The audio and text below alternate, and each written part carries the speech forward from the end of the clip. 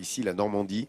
Juin 44, c'est 3 mois de bataille pour libérer la terre normande avec Jean-Sébastien et Nathalie. Et aujourd'hui, nous allons nous intéresser à ces Français du D-Day ici qui ont débarqué à Ouistreham. L'aube se lève sur la côte normande. Nous sommes le 6 juin 1944 et le débarquement commence. 6h30 Utah, 6h45 Omaha, 7h25 Gold, 7h35 Juneau et Sword. Tout ça en fonction de la marée. Et ce sont des Américains, des Anglais, des Canadiens, des Australiens, des Belges, des Brésiliens, des Chinois, des Danois, des Mexicains, des Norvégiens, des Néo-Zélandais, des Hollandais, des Polonais, des Tchèques et des Français qui ont pris part à cette histoire il y a 71 ans. Une poignée de Français entraînés en Écosse qui devinrent les bérets verts du 4e bataillon fusilier marin commando. 177 Français commandés par le commandant Kiefer qui ont débarqué ici sur Sword à Ouistreham.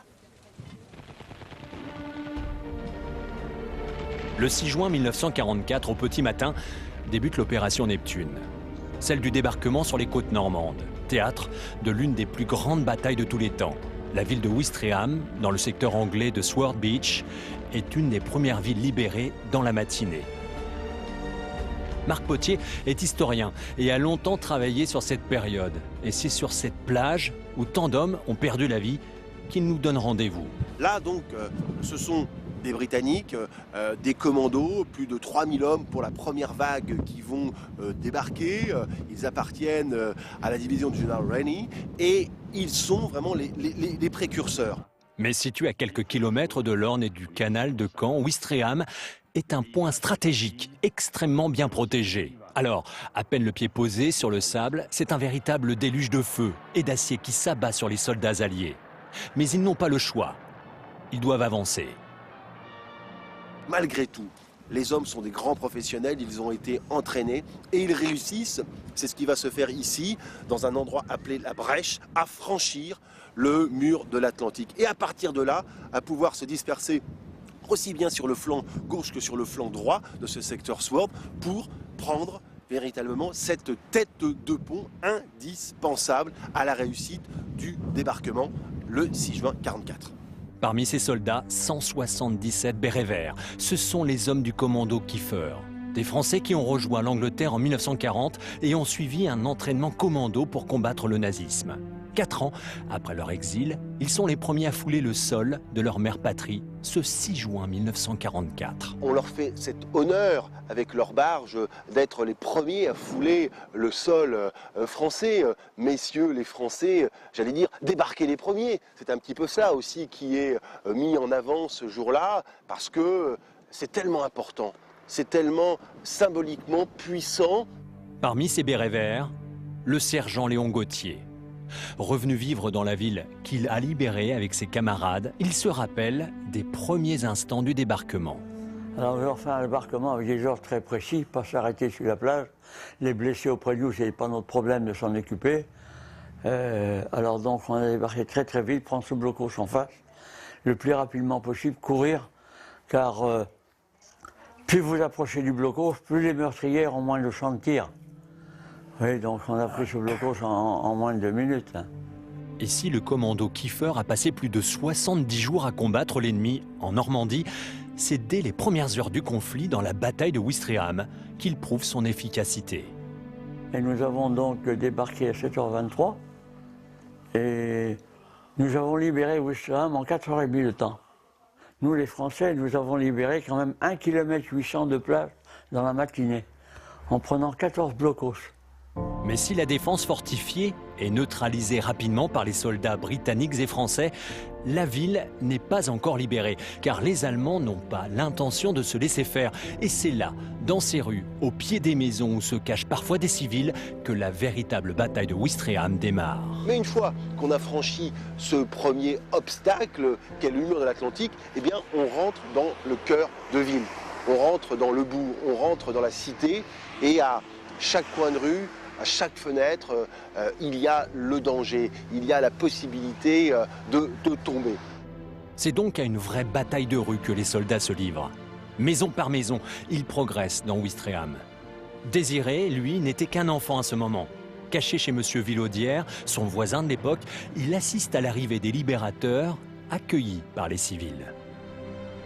Monsieur Villaudière a été chercher son drapeau, un drapeau en coton, et il est hissé là, à la barrière. Là, comme ça. Hein. Alors, pour vous dire, le drapeau français, les civils qui étaient à côté, sans arrêt, la troupe a l'arrêté. Hein.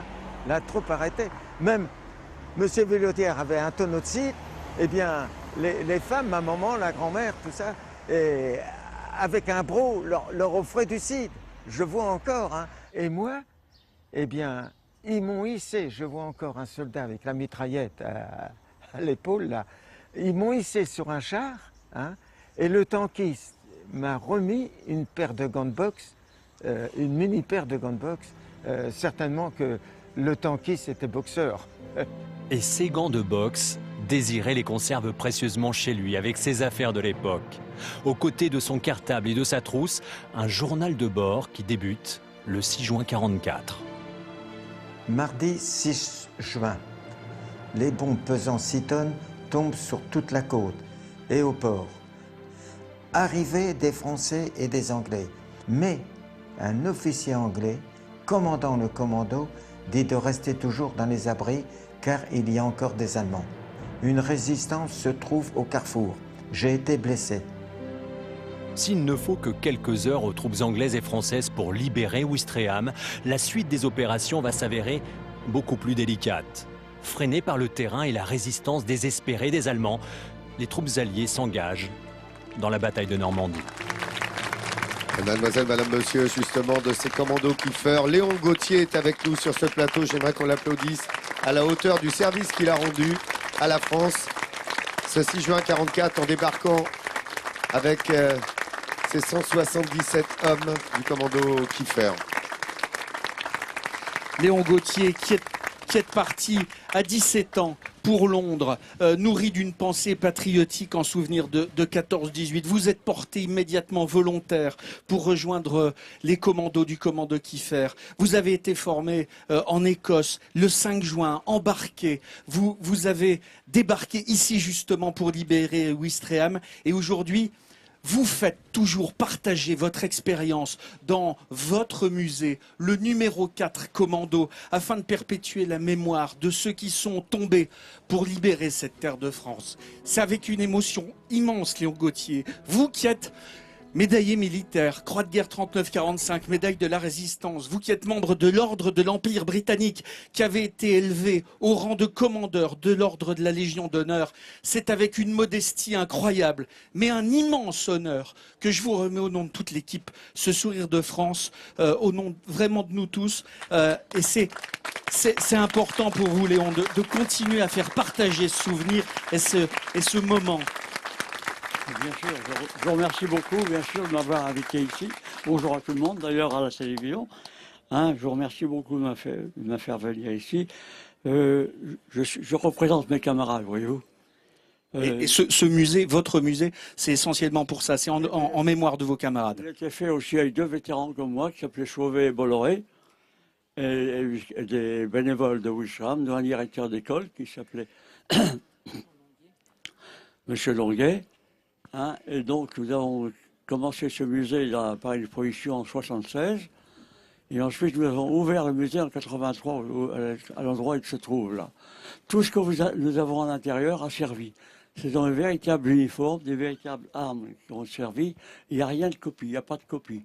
Et il faut absolument venir voir ce musée. Peut-être aurez-vous la chance de croiser Léon Gauthier. Et je voudrais encore une fois qu'on salue à travers vous tout ce qui a été fait ici pour la France au moment du débarquement. Merci infiniment, Léon. Et puis, des applaudissements pour Léon. On va suivre justement, on va rester sur les pas du général de Gaulle, justement. On en parlait avec Léon, puisqu'il avait répondu à l'appel en 40 immédiatement, puisque le 19 juin, disait Léon, hier, il était déjà parti retrouver le général de Gaulle. Alors,